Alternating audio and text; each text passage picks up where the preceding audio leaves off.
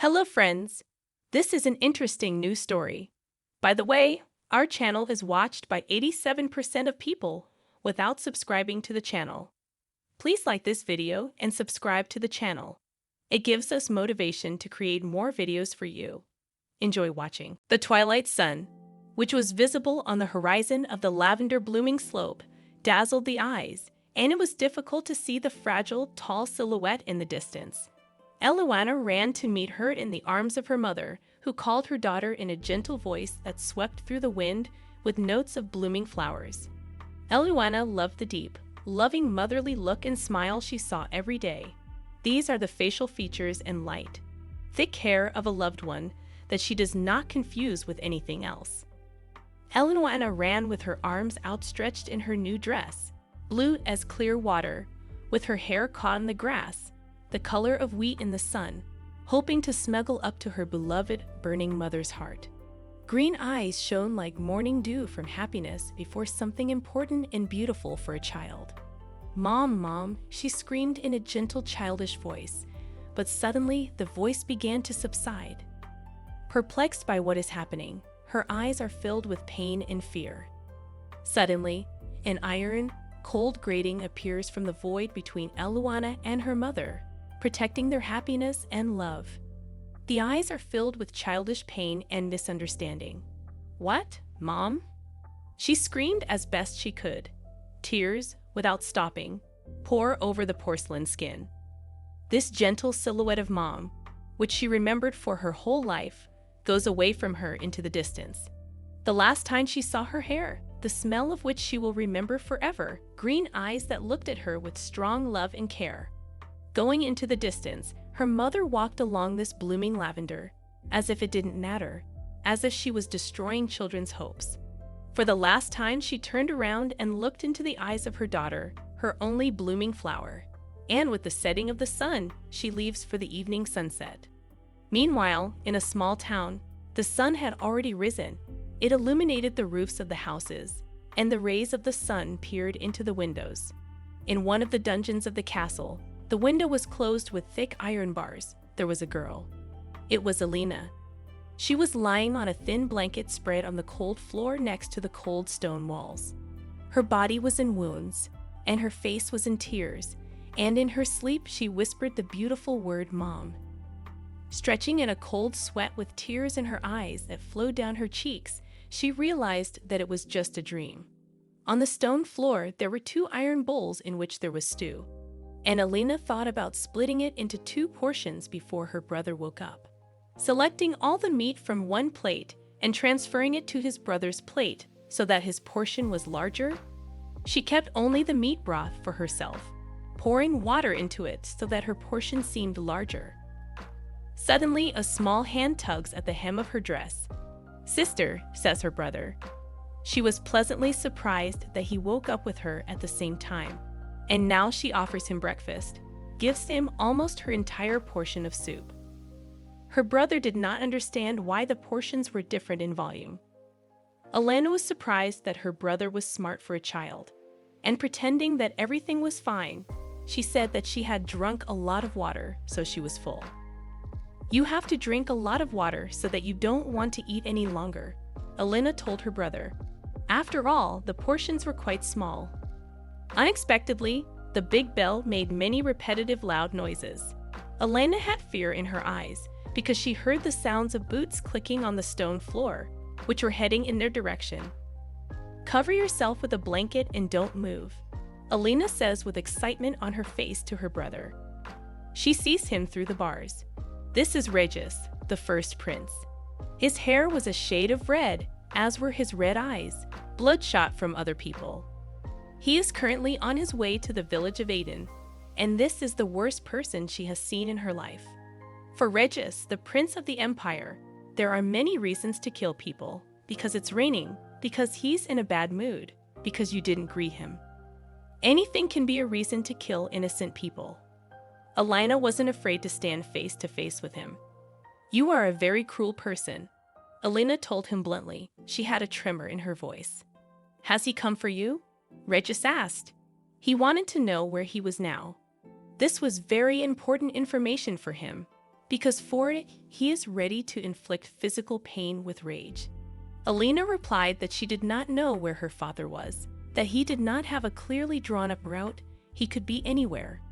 The prince's eyes turned red, even redder than when the light fell on them. He said that then he has no choice. This time our heroine will receive all the blows alone. Pursing her lips and turning her back to the prince, realizing that this cannot be avoided, Alina quietly says that she will take all the blows alone on her bloody back. But suddenly the brother, who was told to hide under the blanket, stands between her sister's back and looks into the prince's eyes with the words that only he will receive blows for her. Alina would never give offense to her loved one, who is with her now. Therefore, after telling Louis that she would be angry if he did not move away, she stood her ground that only she would get physical pain. But Louis wanted to protect her as much as he could, so he resisted her words. It was all a joke to the prince. His heart was so stony, even before the situation with the child. For him, all this was just a game. He will not change his decision, so who will get physical pain today will be decided now. Suddenly, the prince asked his butler to unlock the dungeon with a key in order to get closer to his victims. Alina's thoughts were the request of the universe that this lock would not open, and no one would approach either her or her little brother. The butlers don't understand what's going on. After all, for some reason the key cannot open. He can't turn the key to the lock. There was confusion and fear on his face. The prince was furious, did not think long, and hit the stalks with all the anger in the butler's face. "You're so useless. Keep it open until you get back from the forest," he said to the butler, who had only one eye left intact.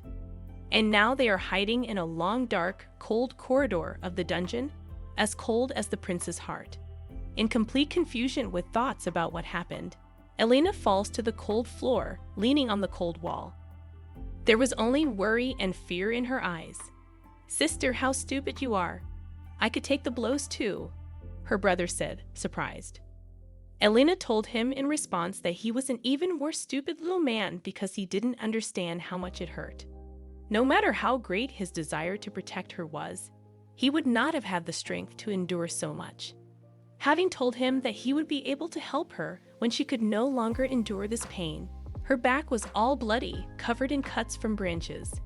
"You're stupid," her brother said and hugged her with tears in his eyes. Out of desperation, he feels her pain, but he can't help her in any way. Suddenly, Alina hears someone entering the dungeon. It was two guards who were carrying a young guy to one of the dungeons. Who could it be, she wondered, but she would not get an answer yet. The guy apparently didn't have the strength so much that he couldn't even open his eyes. A few years ago, there was a tragedy, and not one. Alina and Louis' mother died when their younger brother was born. Her father was taken away by an accident, a chariot accident. Therefore, neither our heroine nor Louis has anyone left. She became his family and the closest person to him, and he became her. In order to survive and protect herself and her brother, Alina took her father's name and began selling swords created by Master Ron Vida. After all, the swords were of excellent quality. They were talked about in all parts of the city, and this became a problem. Prince Regis became interested in these swords. After looking at all the swords presented, he chose one. After putting it on the table, he wanted to cut it with a blade to check if these rumors were true.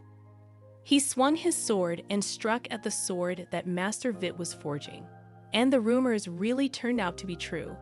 The master's sword was so good quality, or it was just spells, as the prince thought. His sword split into two pieces. With all the rage and anger in his eyes, he asked Alina how she dared to deceive the prince because his sword could not be broken.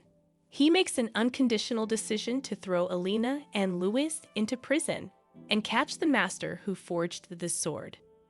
So they ended up in this cold, dark dungeon together until today. Looking at the mysterious man, she asked herself, who is he? He doesn't look like the ones Alina saw in the town. How is his condition? Was he dead? All these thoughts were in her mind at the sight of the new man in the dungeon, who lay without the slightest movement. Suddenly his eyes opened, and the first thought that he had in his head, the name Hawk, He says Hawk betrayed him. He was poisoned. There are no more than 3 days to remove the poison from the body. Turning, he looked in the direction of the place where Elena was. He was surprised that there was someone else here besides him. You're not from Aiden. Then what are you doing in the dungeon? Elena asked the mysterious man. The thought ran through her mind that, but if he was still from Aiden, then maybe he lived near the western border. But she didn't dare to voice it out loud. As it turned out, he was kidnapped. And the first question he asked Elena was how she knew that he was not from these places. She said there aren't even 100 houses in Aiden. It's a very small town. Therefore, she knew all her peers in this town. Elena asked the young man how he got here. In response, I heard that he had been stabbed in the back, but it was his fault that he trusted another person. There was indignation and surprise in the eyes of Elena. Angrily, she screamed, "Why? What's wrong with trusting people?" She also said that someone who has no idea what trust is to blame. Apparently, this situation affected her, and she was determined to break the legs of whoever did this to this companion. The young man was pleasantly surprised. A grin appeared on his face. "I am Karzard, and you?" he asked the girl. With happiness on her face, she replied that her name was Elena. And pulling the hem of her dress from behind, her brother whispered in a low voice, "I'm Louis, her brother."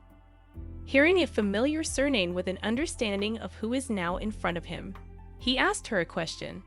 "Then if you are both Vita, Ron Vita, this is the author of Shining Deadly Night and Quiet Dark Sun, am I right?" With embarrassment, Elena replied that everything was right and the creator of this sword was her dad. Karzard had a misunderstanding and asked, "So you are still an aristocrat if you belong to the Vita family? Then what are you doing in the dungeon?" Elena was embarrassed and replied that even though she was an aristocrat, she still could not take her head off. Suddenly, their conversation was interrupted. Someone opened the prison door. 2 young guys entered the dungeon, holding sharpened saws in their hands. One of the employees says, "We'll end up the same way if we don't sort this out right now." Another employee replies, "And I don't think we'll get by with just one lost eyeball." "Move over," one of them said, looking into Elena's eyes. After seeing the employees, our heroine says in her thoughts, "Will I be able to withstand only 18 blows? But I definitely can't stand it if Louis gets hurt even more." They sawed the castle with saws. This is the sound that Elena was most afraid of, that someone would approach her now. No, not that, she thought. And suddenly, out of nowhere, dark purple sparks connected the 2 servants of the prince. There were screams all over this prison. "What is this? Get off, devil. This is the machinations of the devil. This is black magic," the servants shouted. The unknown force rose higher and higher. Louis, with his eyes full of hope, says, "This is our chance to get out." With complete surprise at the situation, misunderstanding of what was happening, our did not see that the passage was open to freedom. "Oh yes, let's get out of here first," our heroine said, and the 3 of them run out of the dungeon, Louis, Elena, and Karzard. They ran as fast as they could. Suddenly, Elena slips and almost fell. Karzard takes her by the hand. She thanks him, and he asks her a question in surprise. "Do you do alchemy?" With incomprehension and surprise, he asks Elena Karzara, "In alchemy?" Karzard replies to her that if she is not from the Spes family, then she could not use alchemy. Our heroine asks the question, "What are you talking about? Wasn't it you?" The Karzard replies to her, "Do you think I did it?" Our heroine looked at her younger brother and said, "Maybe Louis did it." Karzard looked at him, and in his thoughts he had only one thing: he was too small for such powers. Elena couldn't cope with the emotions she felt now. Our heroine says with delight, "So you are a magician. For the first time I see a magician." Karzard replies, "A magician? No, I didn't do it. There was no way I could have known if it was magic." Elena came up with a good idea and said, "But no matter who did it, let's run away from here. I know one loophole." And she led them after her, turning her back to the young man. There was pain in his eyes. "You're back," he said. "Yes, I know, but I won't die from such a wound," Elena said calmly. "Did Prince Regis do this?" asked Karzer. "Yes, the usual things for this madman," says Elena calmly, showing the way. Karzer took Louis in his arms, and they followed Elena on. "What a pity, little sister. I don't have the strength to carry you," little Louis exclaimed. They climbed the high wooden stairs with thoughts about how many soldiers there were. Elena immediately replied that no one usually comes here. Only a couple of butlers are brought by the prince. Karzer was surprised. It doesn't matter how small the population is here. Does it really happen? When they went up to the wooden door with iron inserts, they were surprised that there were no guards here. Our heroine, seeing a big door in front of her, does not understand how to open it and what to do. With a simple gesture of his hand, Karzer touched the door with his hand, and in some unusual way it opened. "Are you a magician after all?" Elena asks the young guy with surprise.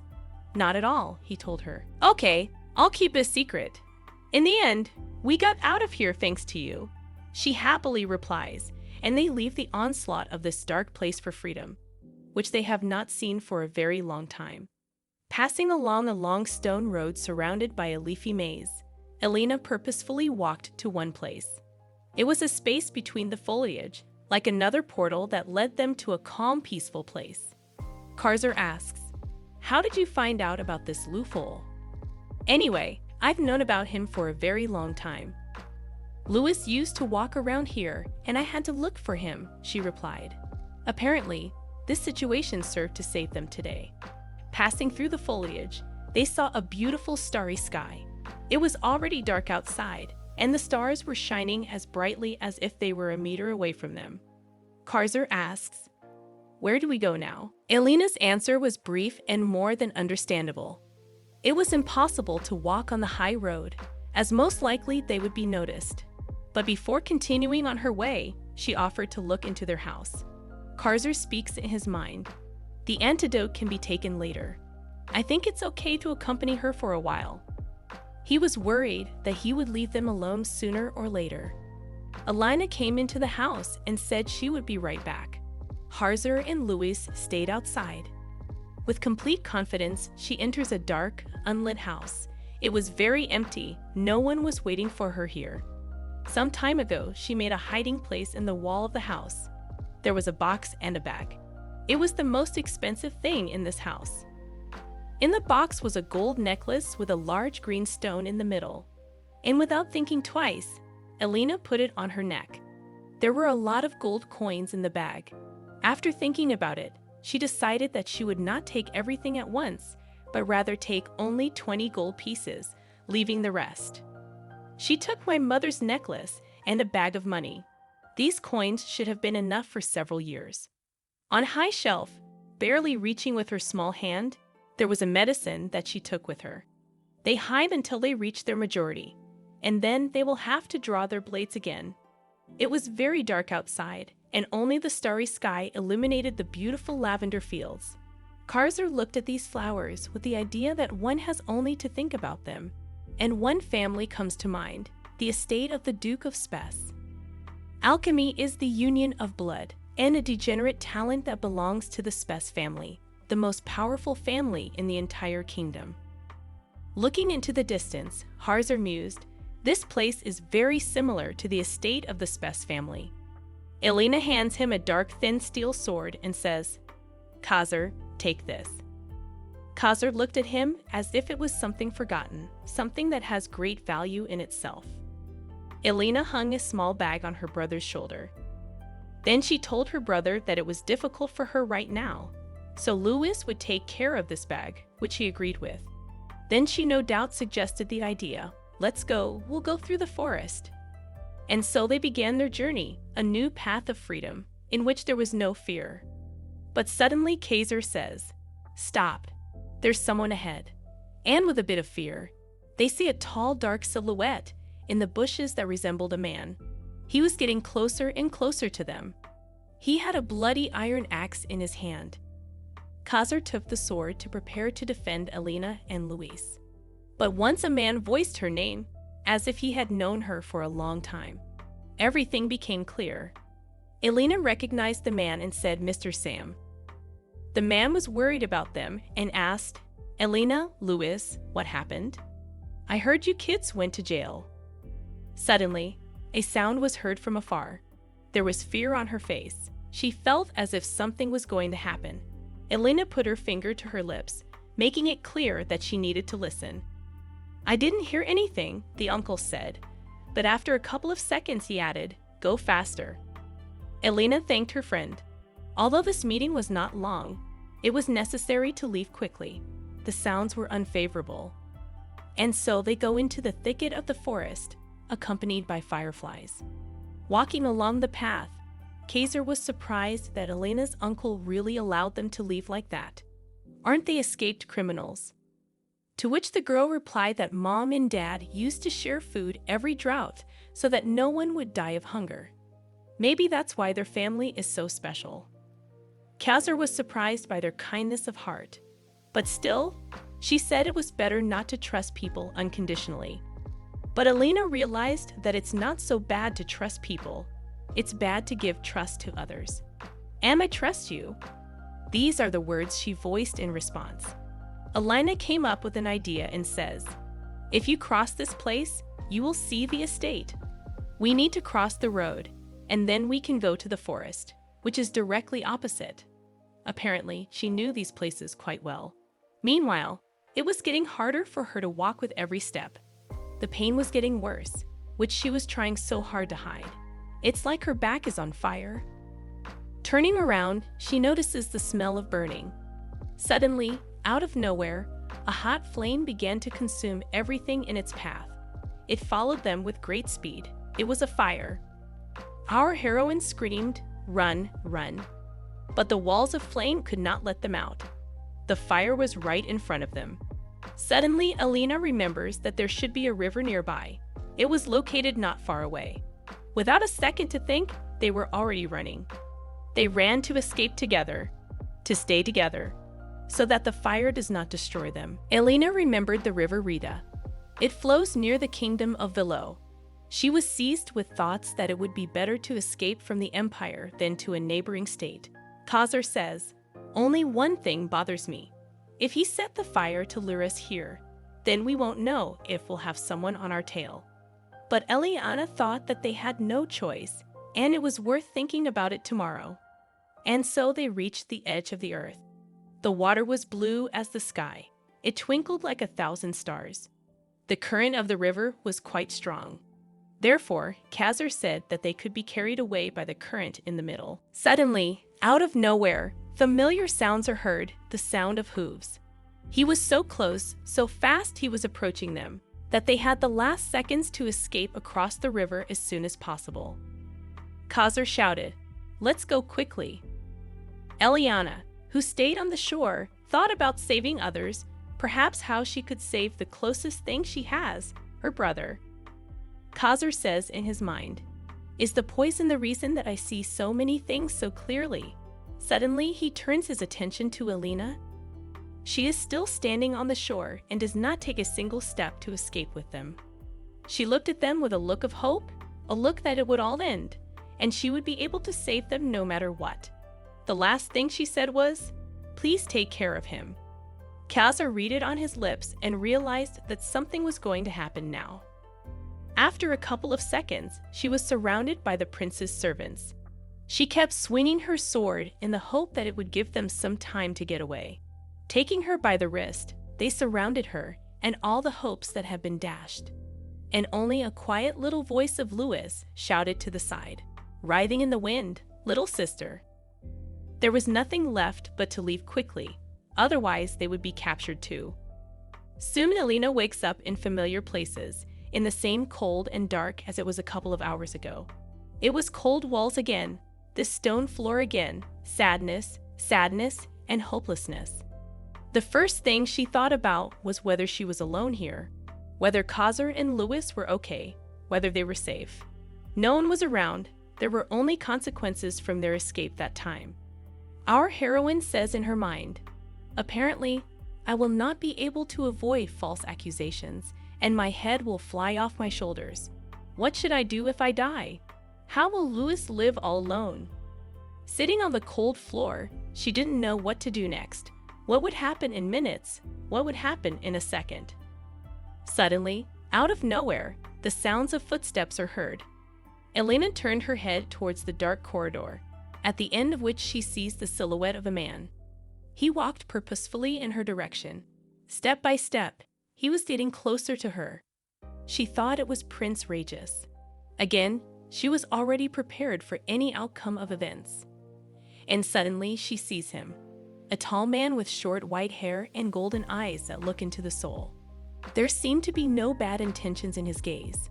She remembered that she had once seen this face in a portrait that her mother had drawn. She says in her mind, "How did Mom know him? Who is this?" He looked at her with a calm look and asked the question, "Where is Ron Veda?" Elena replied that she did not know. He looked at her and said she must be Stella's daughter. Our heroine says in her mind, "As I thought, he knows my mother." Our heroine asked indignantly, "Who are you?" This young man answered very clearly, gave his name, Tarunod von Spes. Hearing this name, she remembered about the House of Alchemists, whose strength is comparable to the royal family, the Duke of Spes, ruling in the south. Spes asked her if she had heard his name before. She nodded her head and replied that she had heard it somewhere. He held out his hand to her and said that even their voices were similar. He grabbed the bars with both hands and said, "Anyway, I think I'm your father." They stood and looked at each other, looked straight into each other's eyes. Elena was at a loss. Suddenly, memories from her childhood popped up in her head. Her mother's maternal female hands held her in her lap. Everything was so calm, so safe. Little Elena understood even then that this was not her own father, and asked the question, did her mother love her biological father? She looked at her daughter with a warm, loving look and replied that she loved him, maybe even more than herself. She hugged our heroine and said, "That's why you were born in love between two people." Elena didn't understand what was going on and where her biological father was. She kept asking her mom if she missed him. Of course, she replied that she missed him, that she would always miss him until the day when she would close her eyes forever. A few years passed, and her brother Louis was born. While her father was babysitting her brother, Elena was sitting on the floor and found a photo in a box. Not understanding who it was, she decided to ask her father. He replied that this was her biological father. It was obvious, he had the same golden hair. And here is her own father in front of her. He's standing in front of her now. She can't believe it. The father, who she thought was dead, not only turned out to be alive, but also appears to be a duke. Her warm thoughts and pleasant surprise were replaced by bad ones. He abandoned his mother, them, and her, because an illegitimate child would be a disgrace to the family. Frowning, she looked at him no longer in the eyes. She asked with bewilderment and childish resentment, "Why did you come for me?" His speech was brief. He didn't answer her. Maybe it wasn't time yet. He took the buttons from his clothes, which opened the lock of this thick lattice. Our heroine says in her mind, how did it happen? In what way? Meanwhile, they are standing opposite each other. They don't understand what's going on between them right now. It's like it's a dream. After all these years, he stands and looks into her eyes, and she looks into his. He pulls her hand full of hope, and perhaps even love, which remained in his heart. He offered to go with her. He looks at his daughter as someone who was once very close. Is she close now? Elena angrily asks him the question, why? She doesn't understand why he's here now, why he didn't come earlier, why she has to go with him, why she should trust him. He answers briefly, because I am your father. She tells him with childish resentment, when you throw something away, you can't bring it back later, so why are you here now? Her father replies that he didn't leave them. His voice was trembling. He didn't know how to approach, where to start a conversation, how to justify himself, and whether it was necessary to do it. Our heroine says in her mind that there is no time to look for a reason, that Elena must get out of here and find Louis right now. Every second counts. Prince Kagri may return now. She tells him, "They called me out of here, and I'll take care of myself. I'll be quiet and never come out." Her father got down on one knee to be closer to her, as if he wanted to share something important with her. He tells her, the sword that broke the crown prince's precious sword was not made by Ranvida. Elena doesn't understand how this is possible. Is he telling the truth? Her biological father tells her that she may think that she created him, but the swords that came through her hands, they were all created with the help of alchemy. He did not talk about his feelings and experiences. He wanted to convey important information to her, as if that was his mission alone. Our heroine uttered the word alchemy in surprise. He briefly replied to her, "Yes, these iron bars were made to bend by alchemy." Then she remembered Karzar, who was surprised that she was an alchemist, but she had never understood the meaning of this word before. Her biological father tells her, "Did you really think that a simple iron sword could break the one made of mithril? The one that was forged by a dwarf and given to the imperial family?" Elena began to realize that he had come here because of her abilities. When he heard that Regis's sword was corrupted, he realized that our heroine has alchemy. Elena suggested to Spes, if she would be useful, then he should help her with the search for her brother Louis. She will try even harder if Spes treats her well. There was distrust and doubt in her words. She wanted to trust him like her own father, but after all this time, it's like he's a stranger to her. He says she can get rid of the false accusations if she says that the sword was created with alchemy, and she will be cleared of using magic, even to the first prince. "We'll have to pay the first prince for this," he continued. She asked with a trembling voice, "And you want to pay?" He tells her, "I was going to find your brother and bring him here with me, so let's go." She looks at his hand, the hand of hope that she knew before when she was a child. But trust in him was also exhausted. Once again, she asks questions to make sure of his intentions. Is he really going to find Louis and bring him back to her? To which he resolutely responds with an oath in his name. She looks into his eyes and timidly gives her small hand into his palm. He does not believe that this is happening now, that she is his daughter, that he has touched her. But apparently someone had touched her before. Spes saw her wounds on her fragile back. His gaze changed at the same moment. And then came the question that was fraught with so much pain and anger. Who raised a hand against her? Who did this? At first she didn't understand anything, but then he said that he saw wounds on her back. She looked away and said, "It's the bastard prince." That is, it was his highly moral first prince. There was anger in her father's eyes. He wanted whoever did this to pay, paying with his life for the way he treated her daughter. Meanwhile, a sunny clear sky stretched over a ruined wooden house, the roof of which was full of holes. Louis seemed to have woken up. His gaze was empty. He didn't know what would happen next, where they were. He saw only the rays of the sun that fell into the room, and it seemed to him that this was a ray of hope. Not realizing where Elena was, he shouted, "Sister." Turning around and looking in different directions, he saw that Karzar was asleep, and no one else was around.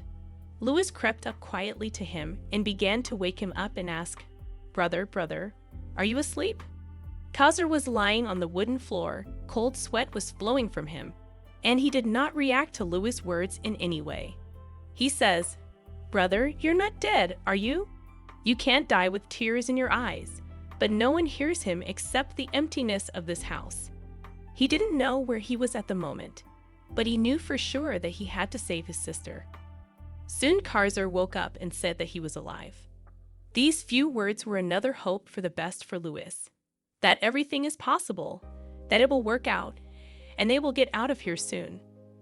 Karzar looks at Louis and says, "I can't move my fingers. I am glad that the current brought us here. But is it really my excuse to light a fire?" Louis looked at Karzar with tears in his eyes and asked him not to die. Karzar offered Louis an option on how they could get out of this place. Louis had to walk up the road and then walk around the cabin to see what was around. If he walks all day, Louis will come to a town called Yonazu. He needs to find the Starry Night Inn, tell the name of the causer, and ask for help. Tell him that he was poisoned. He was worried about Louis, as the way is not fast. He understood that this was a dangerous option for this child. But they had no other options for how they could be saved, and who would help them. There was heroism in Louis' gaze. He always helped Alina, even when she didn't want to. Therefore, his hour of achievement has come. Louis listed all that Khazar had told him. He thought that if he stayed late, his brother would be alone for 2 whole days.